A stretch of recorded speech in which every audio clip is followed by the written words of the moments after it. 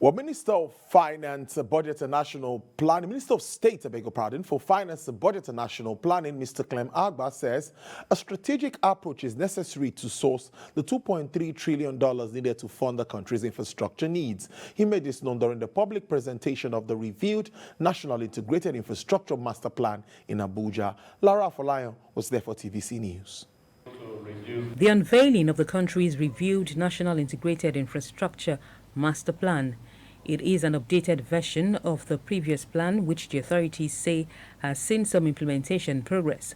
A review was necessary owing to changing macroeconomic fundamentals, as well as new developments in the domestic and global economy, which made estimates in the initial plan unrealistic. The reviewed plan features an estimated infrastructure stock at 30 to 35% of GDP as at 2020. This is far from the 70% target for 2043. If you look at the GDP in when the stock was first looked at in 2012, where it was 20 to 25%, if we were to use that GDP and look at today's current stock, then we have actually made some progress. $2.3 trillion is needed for the plan's implementation, and $150 billion of this amount is required yearly. This is far beyond what the budget can fund, and so the authorities expect monies to be sourced through public-private partnerships, external borrowings, alongside the Sovereign Wealth Fund and Pension Fund.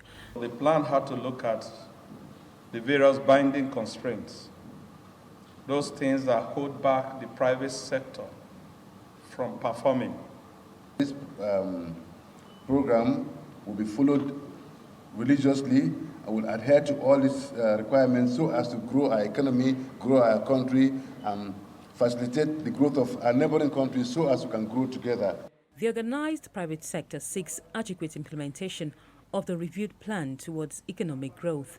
It is my hope that indeed the government under the Ministry of Finance and other key agencies present will indeed put in place a proper framework for implementation. The National Integrated Infrastructure Master Plan is a blueprint by government for putting in place world-class infrastructure for economic growth towards enhancing the quality of life, creating jobs, and boosting the country's global competitiveness. The plan targets infrastructural development through the adoption of a coordinated approach across sectors by way of enhanced private sector participation, amongst others. Lara Afolayan, TVC News, Abuja.